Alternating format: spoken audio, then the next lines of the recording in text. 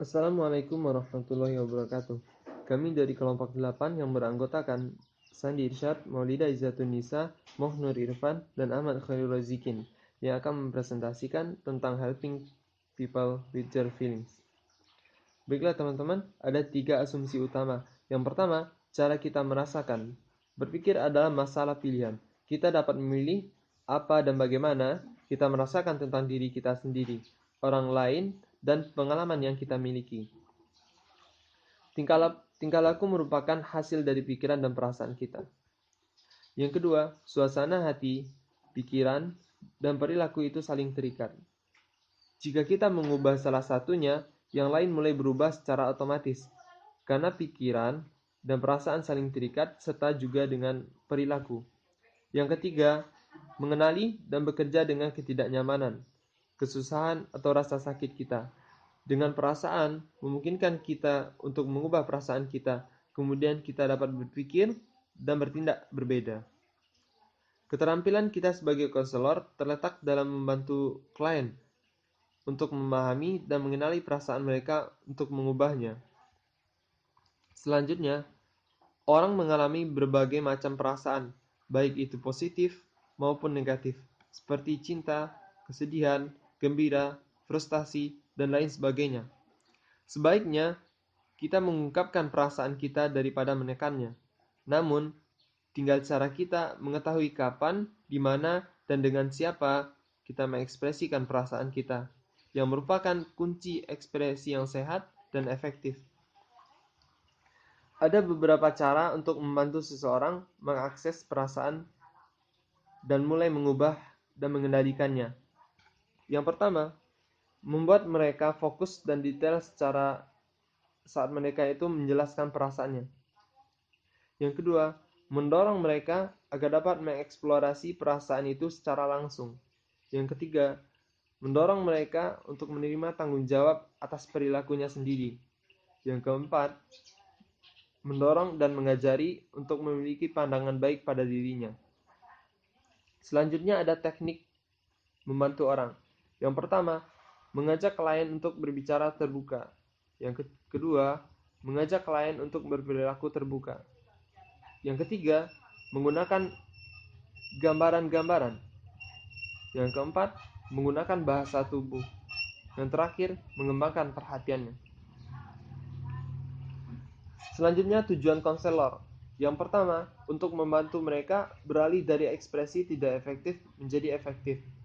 Yang kedua, untuk memungkinkan klien yang mengalami kesulitan dalam mengakses atau mengenali perasaannya, sehingga mereka itu dapat dengan mudah mengaksesnya. Yang ketiga, untuk memungkinkan klien yang tidak bisa mengatasi perasaan mereka, yang merasa kewalahan, agar dapat memahami dan menangani perasaan itu dengan baik. Selanjutnya, ada beberapa teknis dalam helping people with their feelings. Yang pertama, dengan pendekatan bekerja dengan perasaan.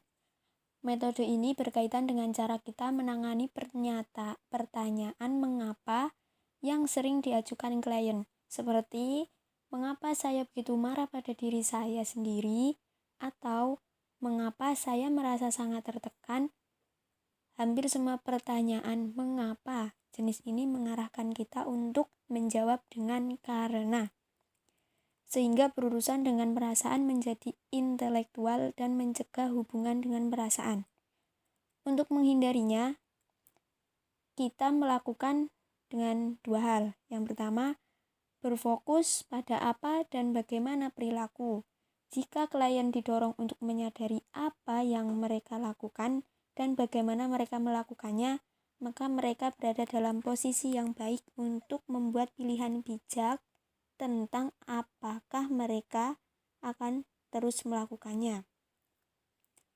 Yang kedua, dengan mendorong klien untuk membuat pernyataan daripada mengajukan pertanyaan. Misalnya, alih-alih mengatakan, si klien mengatakan, mengapa saya masih sangat marah dengan anak saya? Kami mendorong klien untuk menjawab dengan pernyataan seperti, saya masih marah dengan anak saya karena saya telah memintanya 2 kali untuk melakukan sesuatu dan dia masih belum melakukannya. Ini mendorong klien untuk mengambil tanggung jawab dan mengembangkan kesadarannya. Yang kedua yaitu mengambil tanggung jawab. Mendorong klien untuk menerima tanggung jawab penuh atas perasaan mereka, atau membantu klien belajar untuk melakukan pekerjaan mereka sendiri dan menerima tanggung jawab atas kehidupan dan tindakan mereka sendiri.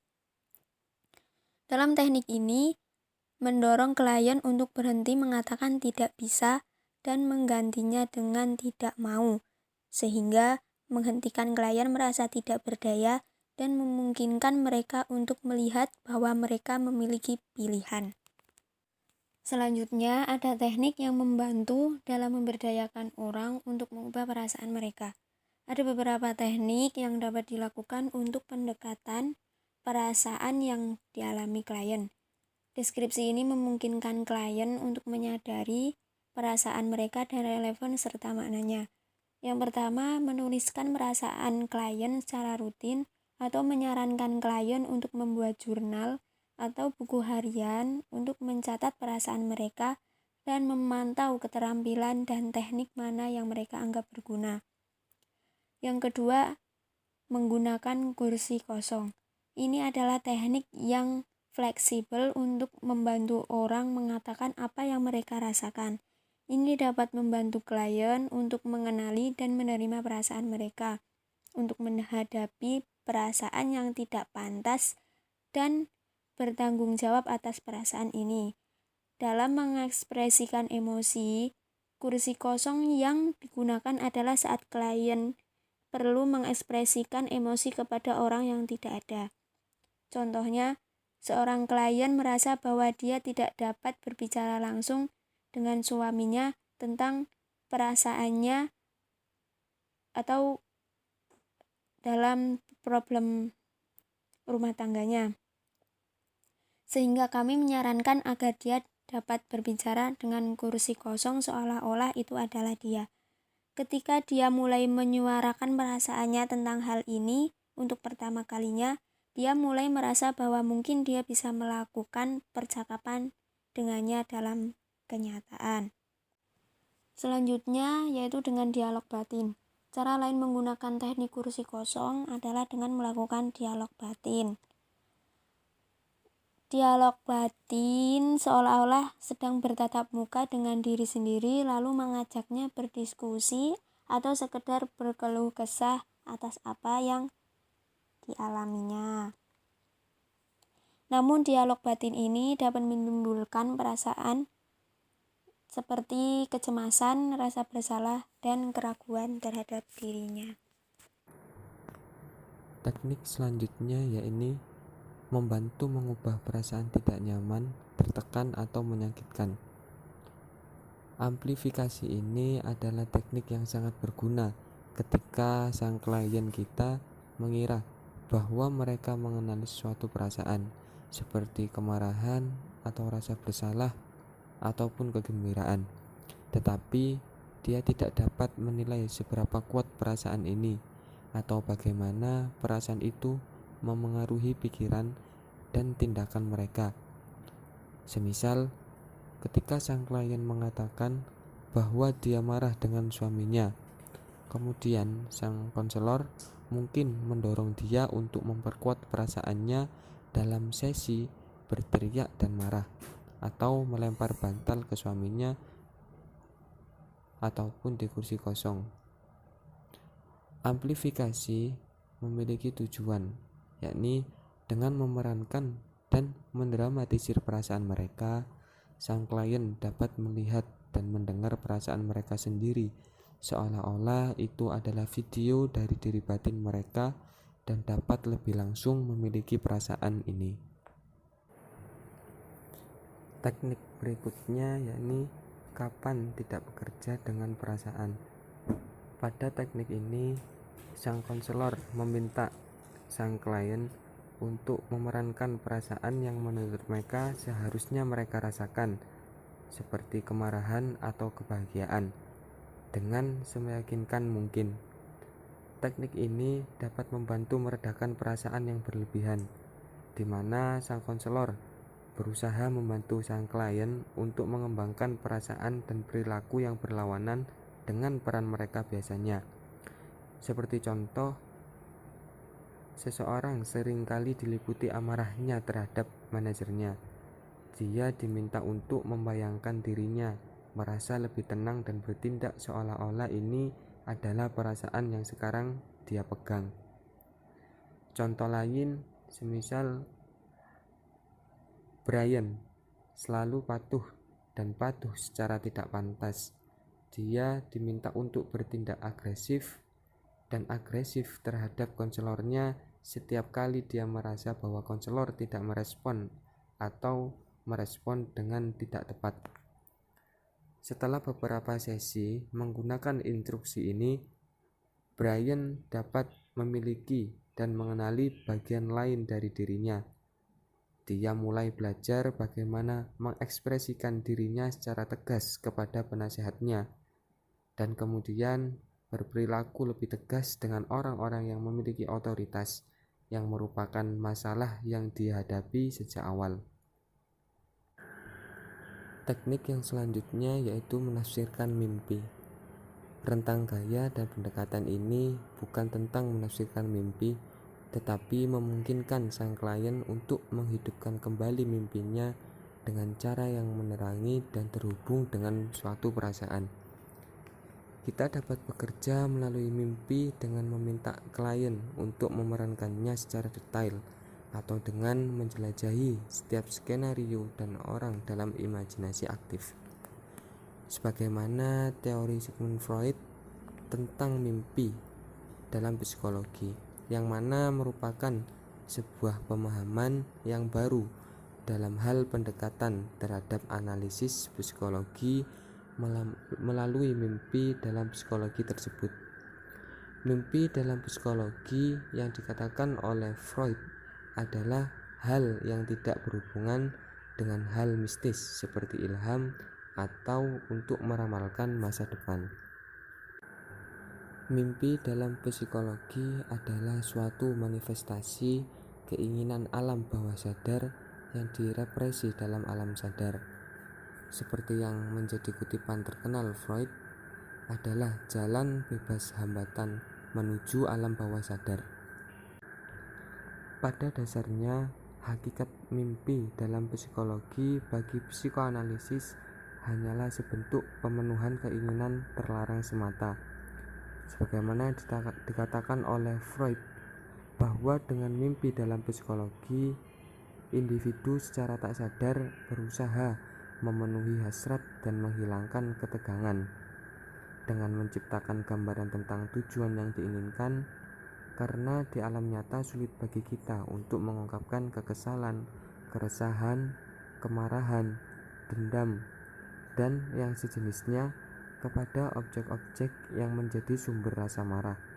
Maka dari itu, muncullah dalam keinginan itu dalam bentuk mimpi dalam psikologi.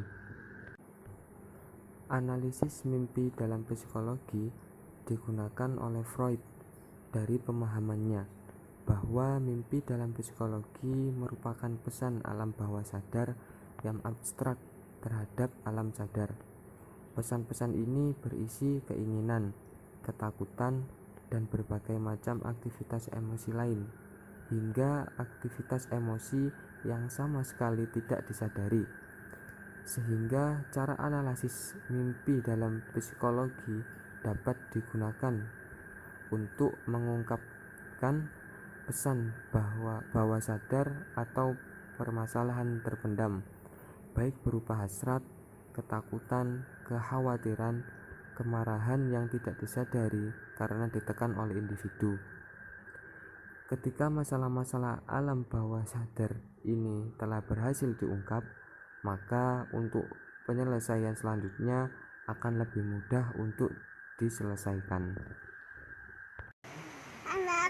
Teknik mindfulness. Teknik-teknik ini seringkali berkembang dari meditasi, di mana tujuannya adalah untuk fokus pada diri sendiri dan untuk tetap hadir dalam diri sendiri tanpa terganggu oleh hal-hal eksternal. Pendekatan meditatif terhadap perasaan di mana kami mendorong klien untuk membiarkan perasaan mereka menjadi apa adanya, dengan tidak terjebak dalam menilai perasaan mereka dan membiarkannya. Mereka dapat mulai merasakan emosi, merasa secara langsung, memberi emosi ruang mereka sendiri, memungkinkan mereka untuk dialami dan karenanya dikerjakan.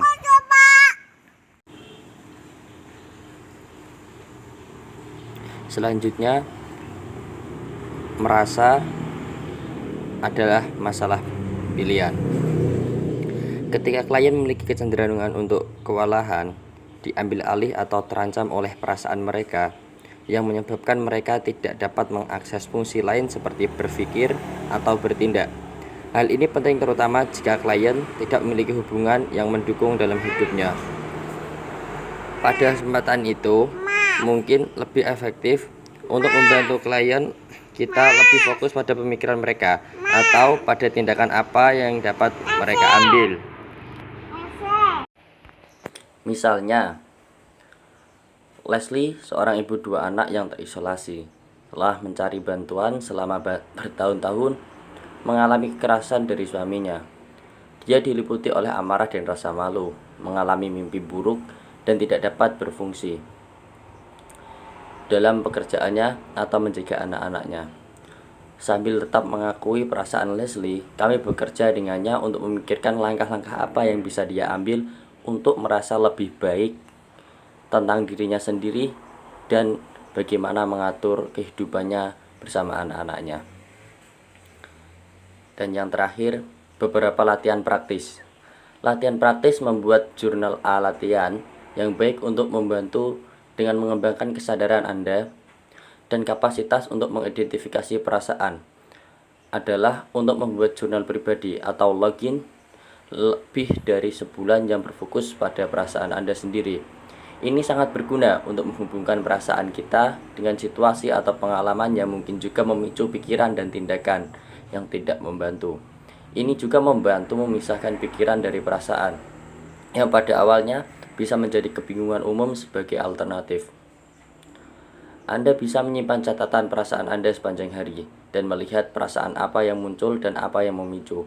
Setelahnya, Anda selesai melakukan, tuliskan ungkapan yang paling berguna atau sesuai untuk setiap perasaan. Perasaan motivasi, mundur, jelajahi, dan kembali untuk mengembangkan perasaan yang berbeda. Tuliskan perasaan-perasaan Anda secara spontan di atas kertas. Bacakan dan tanyakan, apa perasaan di balik apa yang terjadi pada saya? Apa yang ada di bawah perasaan itu? Misalnya, mengasihani diri sendiri. Apa mungkin keyakinan mendasari perasaan saya? Misalnya, jika perasaan sedang marah, keyakinan yang mendasarinya mungkin adalah saya tidak boleh menangis di depan umum. Tanyakan pada diri Anda perasaan apa yang ingin Anda bambangkan dan kekuatan serta kualitas apa yang Anda miliki yang mungkin Anda dapat gunakan untuk mengubahnya. Kesimpulannya, dalam hal ini mempelajari suatu cara agar dapat membantu orang untuk mengenali dan mengubah perasaan mereka. Membantu orang dengan memampukan mereka untuk memahami perasaan mereka sendiri, untuk memahami perasaan mereka dengan lebih baik lagi. Salah satu pendekatan utama adalah psikodinamik tentang bekerja dan proses bawah sadar.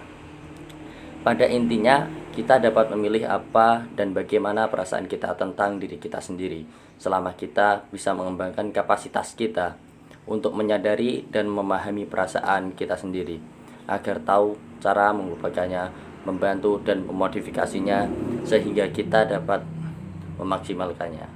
Sekian dari kami, terima kasih.